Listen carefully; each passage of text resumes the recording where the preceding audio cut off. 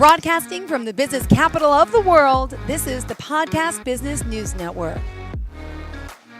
Welcome back to the show. It is now time to meet our yoga teacher. Yes, we are on, well, it's a second form of it because we interviewed her counterpart last week from One Tree Yoga. That was Gabe Hopp. And now we have live today on the show, Alison Atigas joining us here live once again, onetreeyoga.com from Omaha, Nebraska. Really a lot more to what you think yoga is. I've learned so much from these ladies and excited to get to know Alison now one-on-one today. The website, onetreeyoga.com. She's offering in-person and also online classes, YouTube videos, you name it, they do it. Say hello. Welcome to the show again. How are you? Hello, I'm great. Great to be here. Yes, for first new timers, I should say. Tell us a little bit about yourself. I know we want to get into like personal details, but tell us about One Tree Yoga to start, and then we'll go personal. Happy to. So like you mentioned, I am one of the co-owners of One Tree Yoga. We are located in Omaha, Nebraska. We have 2 locations. So we have lots of classes in person for anybody that's nearby or visiting. And then we also, like you said, we have Zoom classes where you can do them live with us, like while we're teaching, or get the recorded version if you can't make it.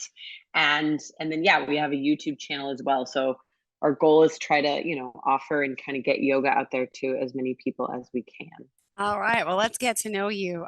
We got to start off with the basics. I mean, I know a little bit about you, your family life, but start from the beginning details. Clearly, you love yoga. You're a mom. Yeah. You're a wife. Tell me more about yourself. Yeah, sure. Where do you start, right? It's a hard question. Where do I start? I'm like, let's see, I was born. No. So in terms of yoga, maybe we'll start there. I did my first yoga class when I was a senior in high school. I had a couple of friends that were like, there's this hot yoga thing, like you should come try it with us. And I grew up an athlete. I played lots of sports. I was a dancer. So I was always very active. I was also kind of injured a lot, even younger, when I was in high school and younger. And so I kind of saw it as this like, yeah, cool. This is like another physical thing I can do. It'll be good. I've heard it's good for you. And right away I was pretty hooked and continued to practice yoga through college, through grad school. I was like a poor grad student. So I would clean the yoga studio in exchange for free yoga. And then, I don't know, I think after grad school, I didn't want to be done with school. So I decided to do yoga teacher training, and kind of just as a way to learn more. I was just super into it. And then ended up teaching sort of part-time as I was working. And then that shifted from teaching part-time to teaching full-time and managing the studio. And then about 5 years ago, Gabe and I took over the studio as owners. So I've really sort of seen all the things and kind of been at every step of sort of the business. But, I've been doing yoga for over 20 years. I've been teaching for, I don't know, almost 13 years now. And so, did you ever like envision you wanted your own studio? Was that a goal or dream, or how did that part come about? Yeah, it wasn't necessarily. I mean, I love teaching. Like, teaching is ultimately what I love. I love to share yoga with people. I love to teach people how to teach yoga. So Gabe and I lead a teacher training together. That's definitely my passion. The business side was always something I think ultimately I didn't know. I knew enough about it to be a little bit cautious, like, I don't know, this is a big responsibility. It's a lot of work. Can I do it?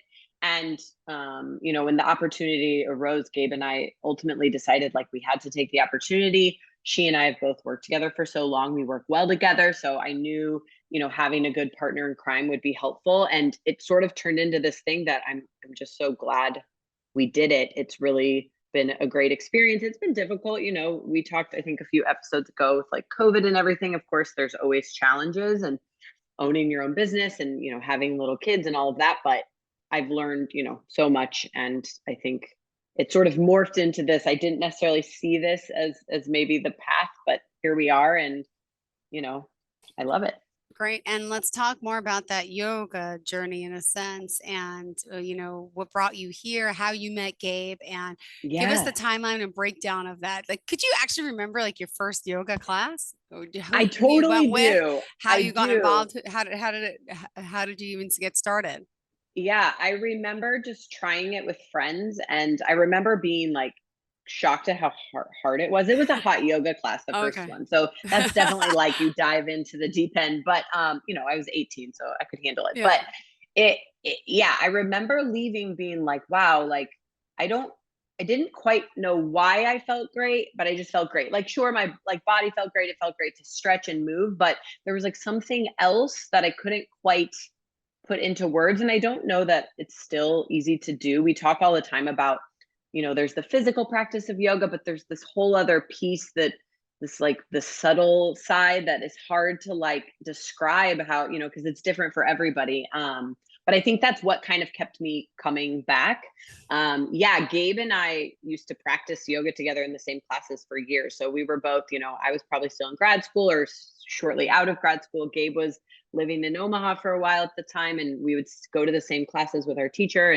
And then she moved away a while, and then when she came back, I was the manager, and we needed a manager for our second location, and so she got hired on, Ah. and we were kind of the duo ever since. So Ah, got it. Okay, I didn't yeah. realize that. So she came, Hmm. she started managing another.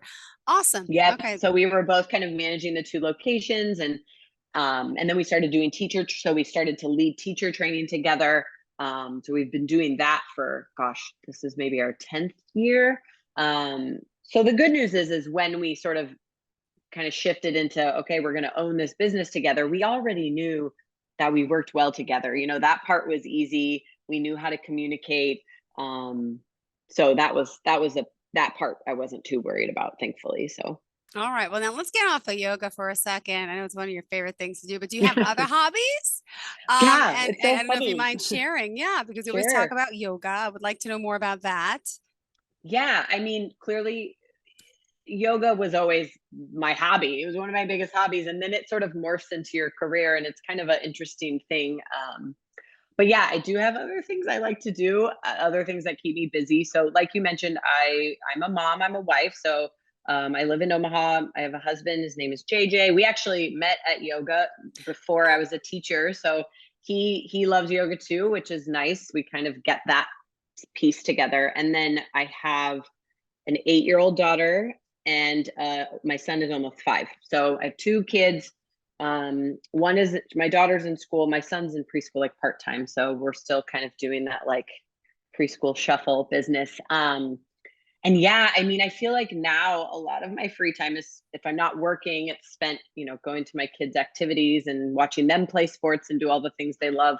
But you know, I'm also, because of my background in sports and dance, I've always been an avid um into all sorts of It's exercise. athlete. So yeah, it's Yeah, athletic. totally. So I still, you know, I lift weights, I go on lots of walks, I love to be outside. So I'm very active. Honestly, anymore, yoga is kind of the mental piece for me more than the physical. I love to practice like slower, kind of more meditative styles of yoga, because I do so much other stuff in my free time that I don't really need another exercise. You know, I need like something to chill me out, and that's really what yoga does. So I find it kind of gives me that balance. Yeah, so I feel like I try to find time to do the stuff I love, and then otherwise I'm doing the mom thing and doing Well, the drive my kids all over town thing. that's what I was going to ask you. Tell me more about the family life, the lifestyle. Wait, so the Yeah, ages there. So 8 and 8 and almost 5. So my son okay, will be so 5 next month. So okay. yeah, we're just getting into that. Like Well, because now Gabe's I not get into that yet. Her kids are Gabe's not younger. into it So yet. I Nope, her said to kids her, are I'm like, younger. how are Yeah. you? Because yeah, I know it too. I have a 6 and 8 year old. So Hmm.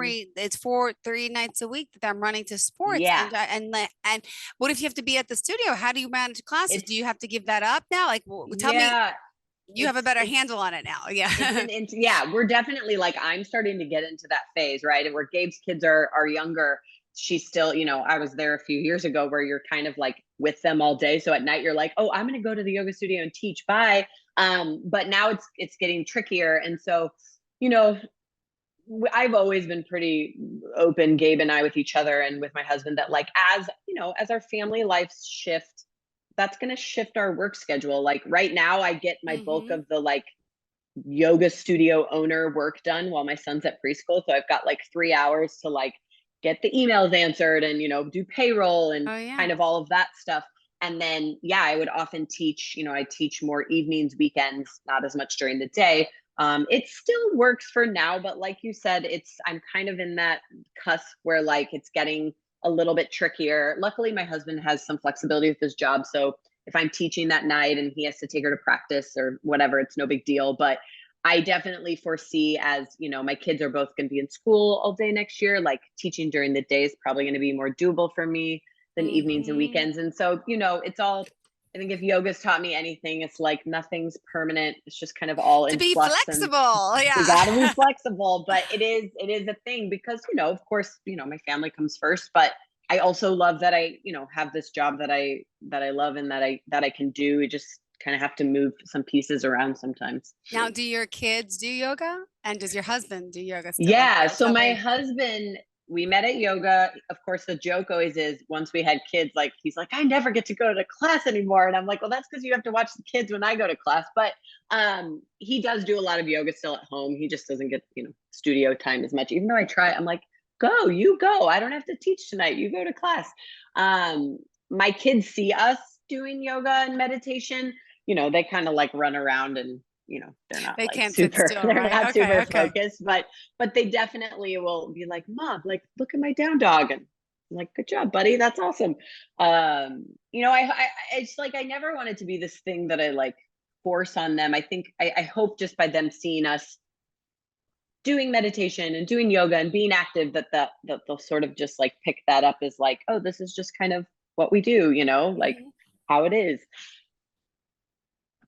But so for now, they're not like religiously taking classes with you. And No, I do we think some people say, oh, yeah, my kids, they do what I do. But I'm like, I can't picture my kid focusing like that. It's bad enough, yeah, even at a sport, like we do baseball, wrestling, soccer, hockey, so many football. things. And it's just like, but you can't, the coach can never get their attention. But you never know. It's There could be true. like Well, what do you kids call got them? energy to Yeah. burn off. No, but there's what do you call those kids that are oh my gosh, I can't think of the name right now. But when they're not a vasant, what's the word I'm looking for? Oh.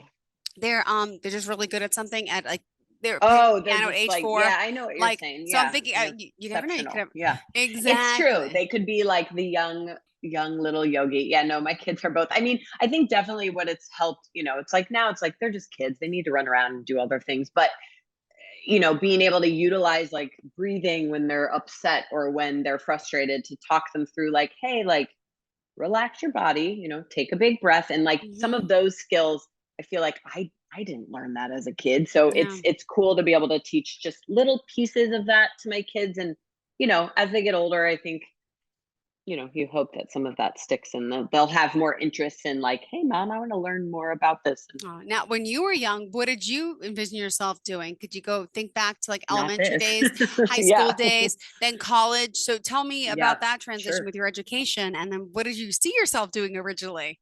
Yeah, I mean, not this for sure. I actually after college I went to grad school. My master's is in criminal justice and public administration. Oh, So wow. I worked more on the research side. So my job for a while after grad school was I worked at the university here in Omaha, and we did a lot of research in different aspects of the criminal justice system in Nebraska, and I loved it. There's things I really loved about that job, but man, like sitting all day at a desk was really like it killed me a little bit. And so I was teaching yoga on the side because I loved it. And when the opportunity to manage the studio came up and I knew I'd be able to like, support myself because teaching yoga only is a difficult way to support yourself, but the management piece would allow me that. I was like, I've got to at least try. Like ultimately, whether it was my master's degree or yoga, like my thing was I wanted to help people and to make some sort of difference. It was just a very different way than I was doing. And so I kind of took the leap and then I never really looked back. So it was definitely an interesting shift, although like I said, in some ways it's not so different. Like a lot of the stuff I learned in college and grad school, helps me run a business. And, a lot of the stuff I love about yoga is, stuff that I think ultimately helps people no matter what industry you're in. But I definitely, as a kid would have never thought this. I mean, I was always, like I said, active and interested in movement. And so maybe this part wasn't a huge surprise, but yeah, it's funny how life kind of takes you in directions you never thought. It's so true. Exactly. So let's talk more specifically now about yoga and what areas of focus do you have and what is your most passionate Yeah. thing about yoga? Tell me more about your interest with yoga specifically. Yeah, I think the best thing is that, man, I've been doing this so long, and I tell people all the time, like, I'm not bored yet, like it's not boring. There's always something new to learn. There's always more to learn, and there's always sort of different pieces of the yoga practice that like pique my interest, like, oh yeah, I want to learn more about that. But ultimately, I think my first love of yoga, my first true love was always anatomy and alignment, like kind of the body. Like I've always been fascinated by the body and how it moves. And so, in my training and some of my training, as I've, been teaching so long, Gabe and I both always try to keep up our learning has a lot, been really brushing up my anatomy skills. I love to learn about the body in that way, and then how that relates to yoga poses and how we teach yoga poses. And so, in our teacher training program, I sort of take the anatomy stuff and teach that.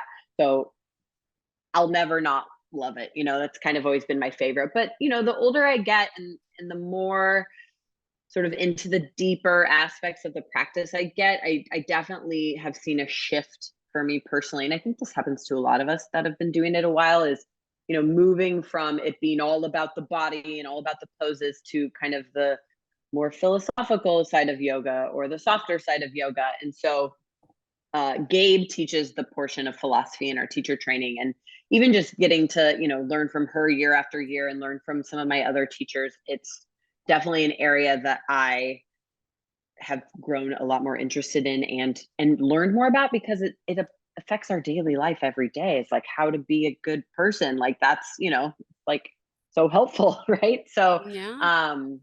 yeah, I kind of would think those are definitely two areas I love, but to me it's like kind of always evolving. I also really am passionate, Gabe too, about teaching people how to teach yoga. Like I think often in yoga teacher training programs, like yes, you have to learn a lot about yoga. It's like you get your master's degree in yoga, but to be able to teach somebody how to confidently like go into a room and tell people what to do and like lead them through a class and teach them, like not just guide them, but to actually like teach a subject is a really hard. It's a really hard thing to do, and there's a lot to it, more than most people think. And so we both feel really passionately about that. So, I'm always proud of our teacher training program, because we, really teach them not only about yoga and all aspects of it, but also like here's how to effectively and confidently like go in and teach a class. It's definitely a skill that I want people that sort of leave our program to feel Oh, empowered. I could picture you being like so compassionate. Look, it's intimidating to try something new, right? And being a Course. beginner at something, there's so many things I'm beginner and like even with my Mm-hmm. kids and I'm trying to do a sport or something Yeah. and I feel like I Yeah. feel inferior, I feel embarrassed. I could picture someone walking into your studio, but you being so compassionate and kind where like I'm gonna cry.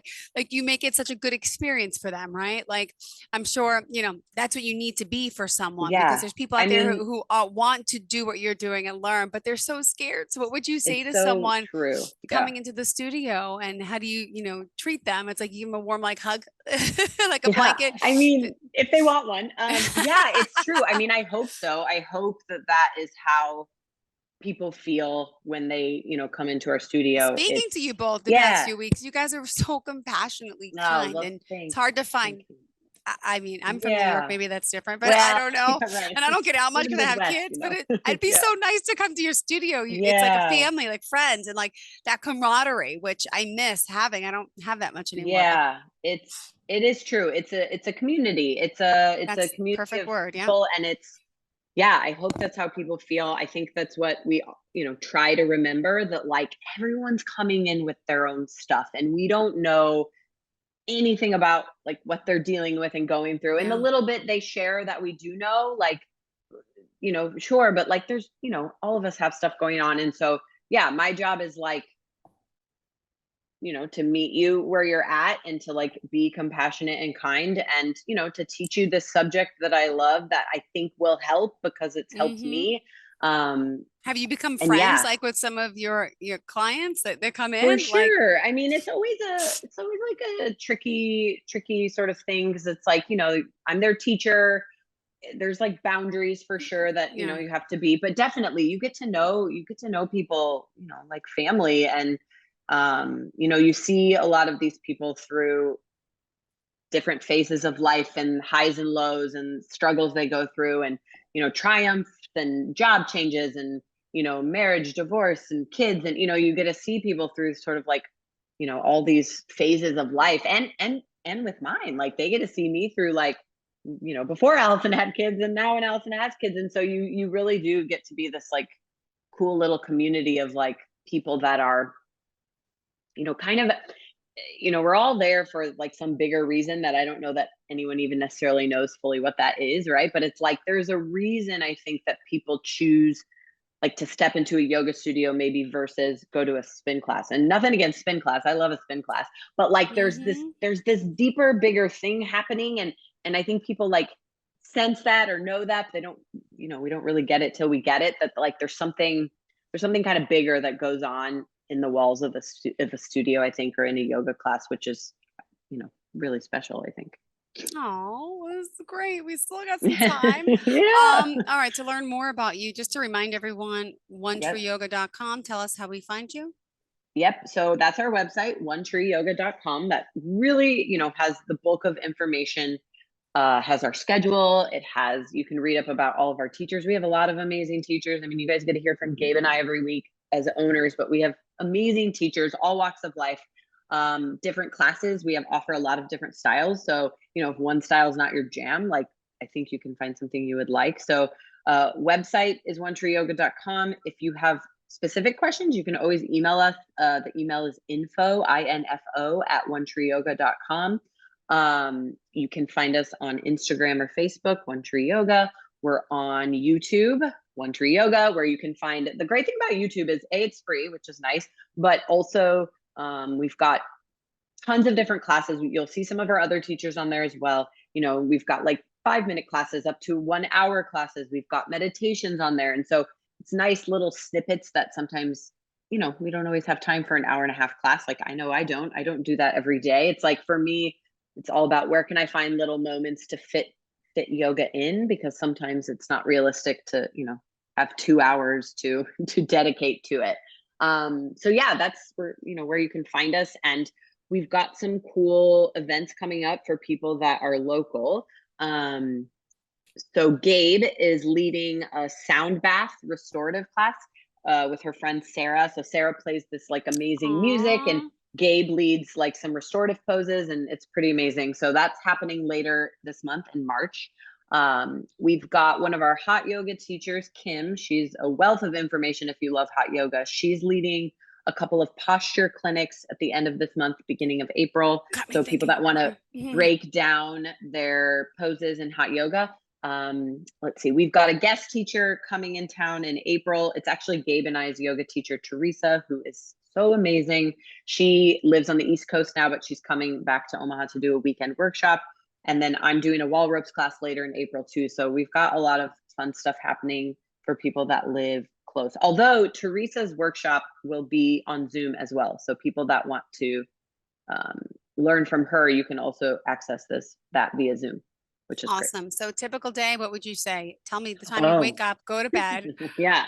I guess typical My days. weekdays, right? Yeah, I Yeah, was yeah. gonna say, like, I'm a creature of habit, but Because yet, you as you got know, with like kids, it's also it's all like different. Mm-hmm. stuff's always happening. But yeah, Hmm. I've always been a morning girl, so I am typically up at 6, which is actually late for Wow. me. I used to be like a 4:30 in the morning girl, which is Mm-hmm. crazy. I don't do that anymore. But get up at 6, kind of get myself ready, get the breakfast ready. Then the kids get up, we go to school. Then that's usually when I go to the gym, or if I'm not going to the gym that day, that's when I try to like get downstairs and do some practice or plan some classes. And then I have my 5-year-old, almost 5-year-old with me in the mornings. He doesn't go to preschool till the afternoon. So we're usually doing, who knows what, some adventure. And then when he's at school, like I said, that's like, okay, I got 2.5 hours, Yeah.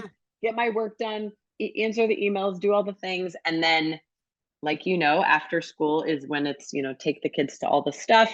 If I teach, that's when I go teach. Some days if I didn't get to do my yoga or meditation in the morning, then I'm doing it at Do night. it at night. Mm-hmm. So yeah, Um, sometimes I actually find at night for me, I'm somebody, because I'm such a morning person, like I wake up and I'm like, life is great. But by the end of the day, I'm frazzled and like so what time exhausted. is So bedtime about? What time do the kids go well, to bed? the kids go to bed at like 8. And so then usually I'm, in bed by like 9 or 10. So I'm Mm-hmm. tired. But, by the end of the day, sometimes like the meditation is what like, all Calms right, you and let's like soothes calm you. down and like Mm-hmm. stress relief, because the end of the day is when I can get kind of like up in my head. All right. Well, you mentioned breakfast. I got to ask because I have two little ones that don't eat well. Yeah. I don't know. You seem like you're a healthy eater. Do your kids eat like fruits and vegetables? Like what's on the breakfast? Like I mean, we we try. It's, don't. They don't even want eggs. They want cereal. They'll yeah, have milk, cereal yeah. basics. Like you don't My cook like kids, fancy like yogurt. They won't eat that. I'm no. like I can't.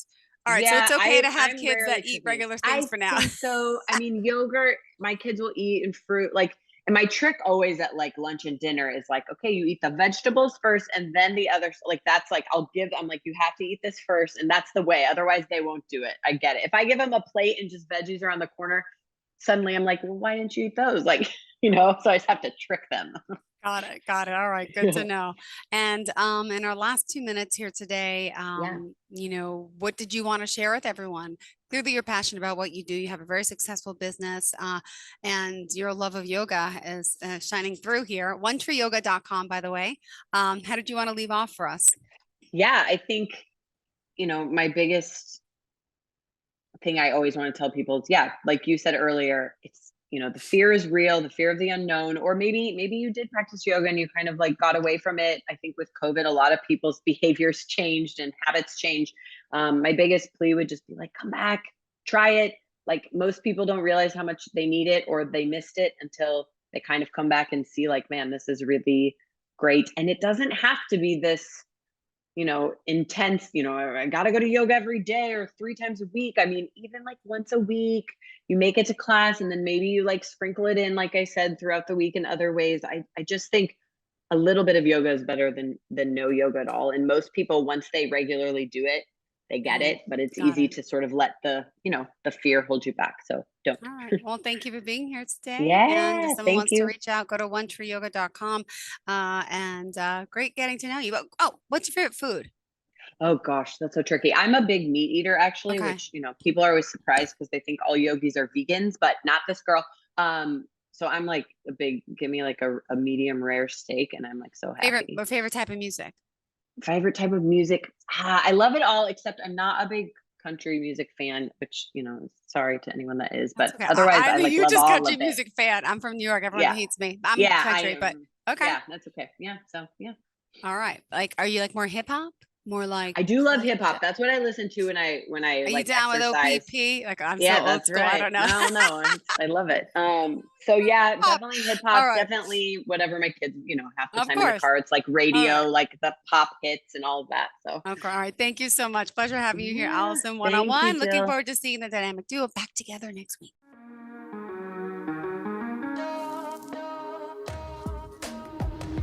Broadcasting from the business capital of the world, this is the Podcast Business News Network.